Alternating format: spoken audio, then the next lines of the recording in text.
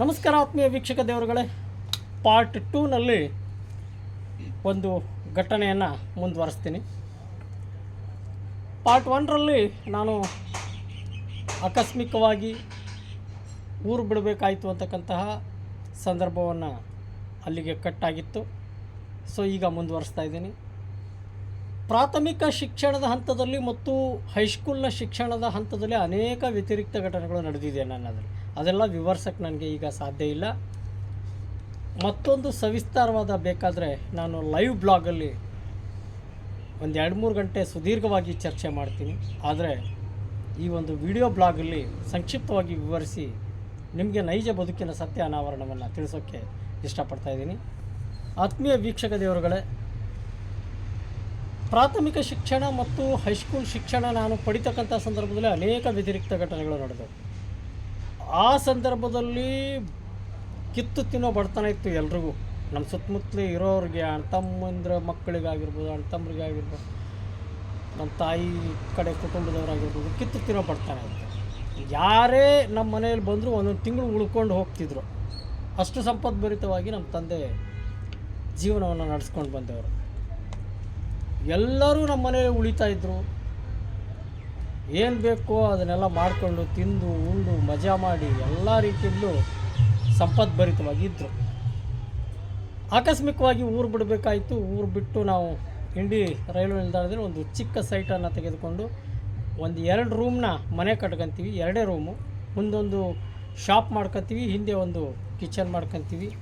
ನಡೀತಾ ಇರುತ್ತೆ ಜೀವನ.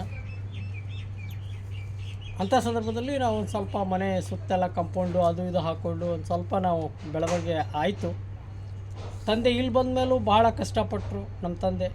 ನಿಜವಾಗ್ಲೂ ಹೇಳ್ತಾ ಇದ್ದೀನಿ ಆತ್ಮೀಯ ವೀಕ್ಷಕ ದೇವರುಗಳೇ, ನಮ್ಮ ತಂದೆ ಹುಟ್ಟಿ ಶಿಕ್ಷಣವನ್ನು ಮುಗಿಸಿ ಮದುವೆ ಆದಮೇಲೆ ನಮ್ಮಗಳ ಒಂದು ಜೀವನವನ್ನು ಕಟ್ಟುವುದರಲ್ಲೇ ಇಡೀ ಜೀವನವನ್ನು ಕಾಲ ಕಳೆದರು.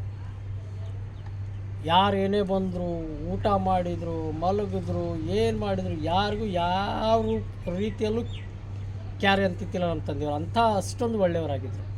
ನನ್ನ ತಾಯಿ ಕೂಡ ಅಷ್ಟೇ. ಎಷ್ಟೋ ಸಂಬಂಧಿಕರು, ಎಷ್ಟೋ ಗೊತ್ತಿಲ್ಲ, ಅಷ್ಟೊಂದು ದೊಡ್ಡ ಸಮೂಹವೇ ನಮ್ಮ ಕುಟುಂಬದಲ್ಲಿ, ನಮ್ಮ ಕುಟುಂಬದ ಜೊತೆಗೆ ಅವಿನಾಭಾವ ಸಂಬಂಧವನ್ನು ಇಟ್ಕೊಂಡಿರ್ತಕ್ಕಂಥವ್ರು ಲಾಭಕ್ಕೋಸ್ಕರ, ತಮ್ಮ ಅತಿಶಯೋಕ್ತಿಗೋಸ್ಕರ, ಸ್ವಹಿತಾಸಕ್ತಿಗೆ ಬಲಿ ಕೊಟ್ಟು ಇವತ್ತೇನಾಗಿದ್ದಾರೆ ಅಂತಕ್ಕಂಥದ್ದು ಕೂಡ ನಾನು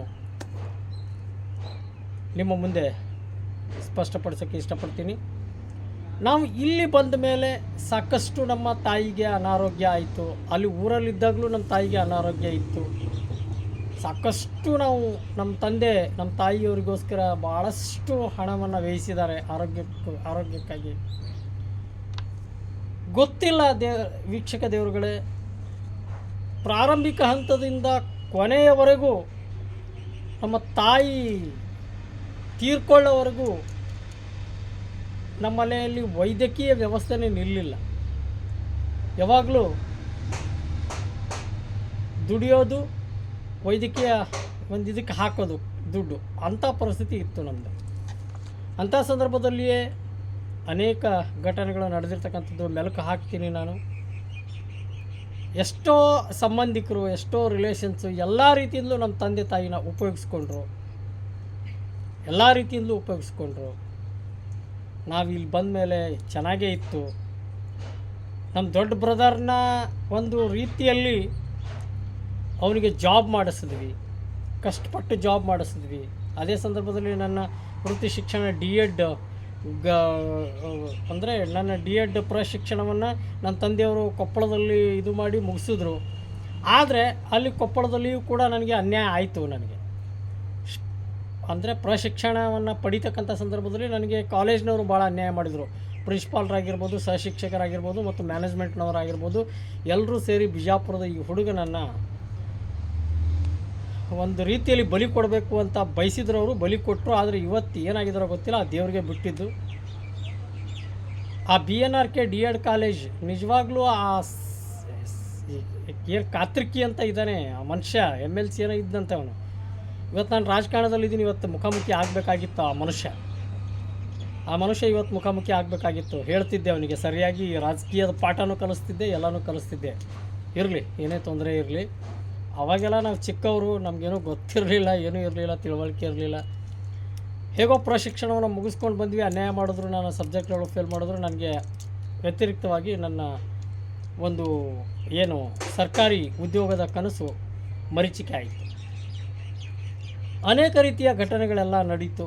ನಮ್ಮ ತಾಯಿಯವರಿಗೆ ಸ್ವಲ್ಪ ಗ್ಯಾಂಗ್ರೀನ್ ಆಯಿತು. ಅದಾದ ಮೇಲೆ ಒಂದು ಹೆಬ್ಬೆರಳನ್ನು ಕಟ್ ಮಾಡ್ಕೊಂಬಂದ್ವಿ. ಸೊ ಅದೇ ಸಂದರ್ಭದಲ್ಲಿ ನನ್ನ ತಾಯಿ ತುಂಬ ಮತ್ತೆ ಸೀರಿಯಸ್ ಆದರು. ಆವಾಗ ಅಟ್ಲೀಸ್ಟ್ ಮಕ್ಕಳು ಮದುವೆ ಆದರೂ ಮಾಡೋಣ ಅಂಥೇಳಿ ನಂದು ನಮ್ಮ ಚಿಕ್ಕವಂದು, ದೊಡ್ಡವಂದು ಆಗಿತ್ತು ಮದುವೆ. ದೊಡ್ಡವನು ಮದುವೆ ಮಾಡ್ಕೊಂಡಿದ್ದ. ಯಾವುದೇ ರೀತಿಯಾದ ಅವನು ಏನು ಜಾಬ್ ಮಾಡಿಕೊಂಡು ಮದುವೆ ಆದ ಅವತ್ತಿನಿಂದ ನಮ್ಮ ಜೊತೆ ಮಿಲನನೇ ಇಲ್ಲ. ಅವನದು ಯಾವುದೇ ಕಾರಣಕ್ಕೂ ನಮ್ಮ ಜೊತೆ ಮಿಲನ ಇಲ್ಲ. ಕಾರಣ ಗೊತ್ತಿಲ್ಲ. ಅವನ ಗತಿ ದೇವರೇ ಬಲ್ಲ, ನಮಗಂತೂ ಗೊತ್ತಿಲ್ಲ. ಅವನು ಯಾವ ಕಾರಣಕ್ಕೆ ಹಂಗೆ ಆದ್ನೋ ಏನೋ ಅಂತ ನಮ್ಗೆ ಗೊತ್ತಿಲ್ಲ. ಬಹಳ ವಿಧಿ ನಮ್ಮನ್ನು ಕಾಡ್ತು, ಬೆನ್ನು ಹತ್ತು, ಅನೇಕ ಸಮಸ್ಯೆಗಳನ್ನು ಉಂಟು ಮಾಡ್ತು. ಅದೇ ಸಂದರ್ಭದಲ್ಲಿ ನಂದು ಆಕಸ್ಮಿಕವಾಗಿ ಅರೇಂಜ್ ಮ್ಯಾರೇಜ್ ಆಯಿತು. ನನ್ನ ತಮ್ಮಂದು ಕೂಡ ಅರೇಂಜ್ ಮ್ಯಾರೇಜ್ ಆಯಿತು. ಮ್ಯಾರೇಜ್ ಆದ ತಕ್ಷಣವೇ ಇಡೀ ಕುಟುಂಬದ ಚಿತ್ರಣನೇ ಬದಲಾಗೋಯ್ತು.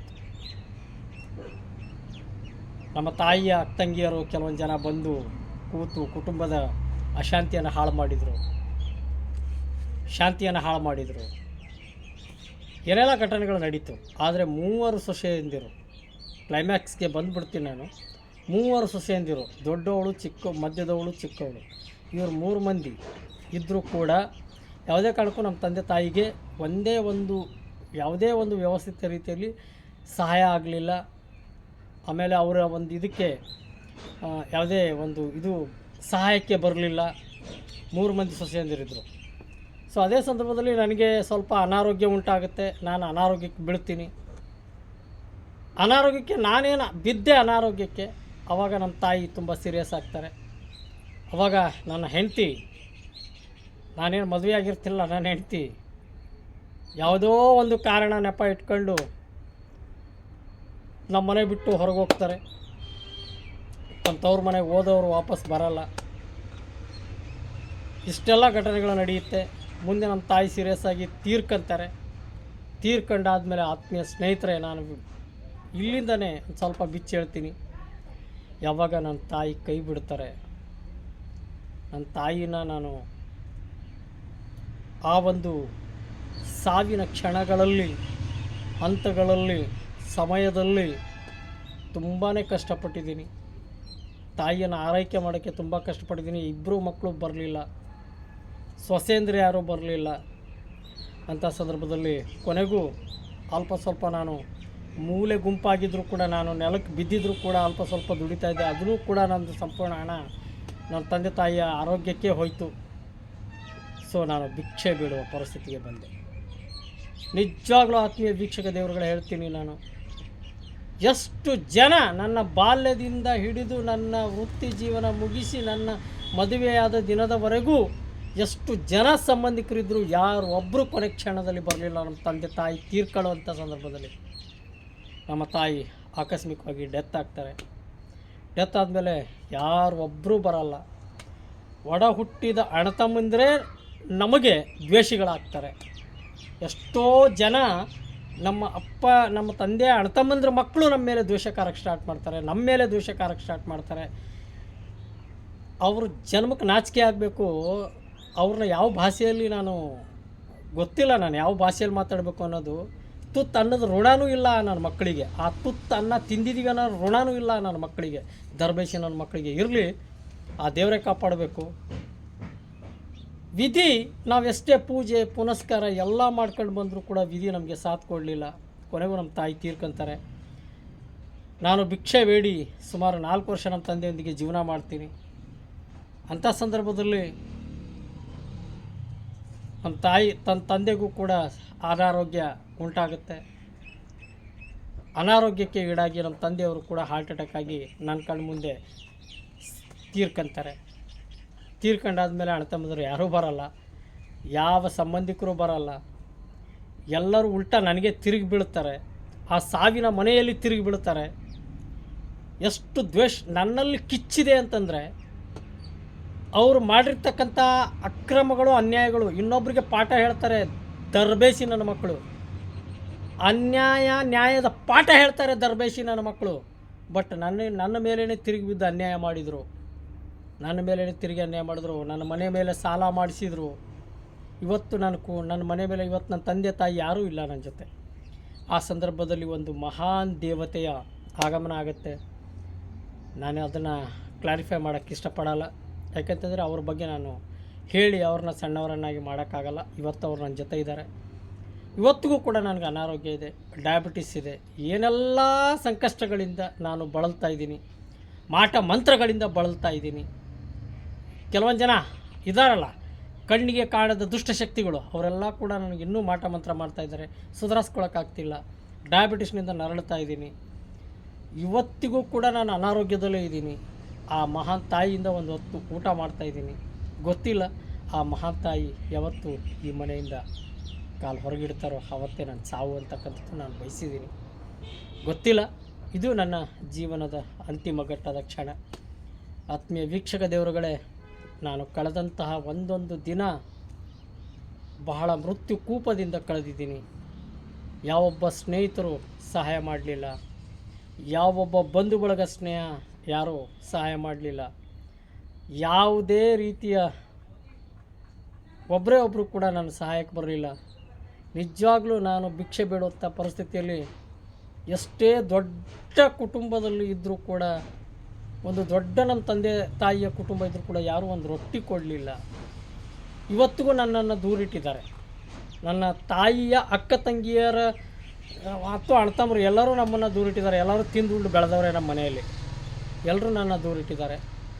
ನನ್ನ ತಂದೆಯ ಕುಟುಂಬದ ಕಡೆಯವರು ಎಲ್ಲರೂ ನನ್ನ ದೂರಿಟ್ಟಿದ್ದಾರೆ. ಯಾವುದೇ ಕಾರ್ಯಕ್ರಮಗಳಿಗಾಗಲಿ ಇದಕ್ಕಾಗಲಿ ಹೇಳೋಂಗಿಲ್ಲ. ನಾನು ಏನು ಈ ಸ್ಟೇಷನಲ್ಲಿ ಇಂಡಿ ರೈಲು ನಿಲ್ದಾಣದಲ್ಲಿ ನಾನು ವಾಸವಾಗಿದ್ದೀನಿ. ಇಲ್ಲಿಯೂ ಕೂಡ ದ್ವೇಷಕಾರಿಗಳು, ಒಂದು 2-3 ಕುಟುಂಬಗಳು ದ್ವೇಷಕಾರಿಗಳು. ಅವರು ಯಾವತ್ತೂ ನಮ್ಮನ್ನು ಎಲ್ಲೂ ಕರೆಯೋಂಗಿಲ್ಲ, ಏನೂ ಮಾಡೋಂಗಿಲ್ಲ. ಆದರೂ ಕೂಡ ನಮ್ಮ ಮೇಲೆ ದ್ವೇಷ ಕಾರ್ತಾರೆ. ಅವರಿಂದ ನಾವು ಅವ್ರ ಮನೆಯಿಂದ ಒಂದು ಗ್ಲಾಸ್ ನೀರು ಕುಡ್ದಿಲ್ಲ, ನಾವು ಅವ್ರ ಮನೆಗೆ ಯಾವತ್ತೂ ಹೋಗಲ್ಲ, ಬರಲ್ಲ, ಏನೂ ಮಾಡಲ್ಲ. ದಾರುಣವಾಗಿ ನನ್ನ ತಂದೆ ತಾಯಿಯ ಅಂತ್ಯ ಆಗುತ್ತೆ. ಈಗ ಕೊನೆ ಕ್ಷಣದಲ್ಲಿ ನನ್ನ ಮೇಲೆ ಮಾಟ ಮಂತ್ರಗಳು ಜಾಸ್ತಿ ಆಗ್ತಾಯಿದೆ. ಭಾಳ ಒದ್ದಾಡ್ತಾ ಇದ್ದೀನಿ. ₹1 ಪರದಾಡ್ತಾ ಇದ್ದೀನಿ. ರಾಜಕಾರಣದಲ್ಲಿ ಎಷ್ಟೆಲ್ಲ ಕಷ್ಟಪಟ್ಟರೂ ಕೂಡ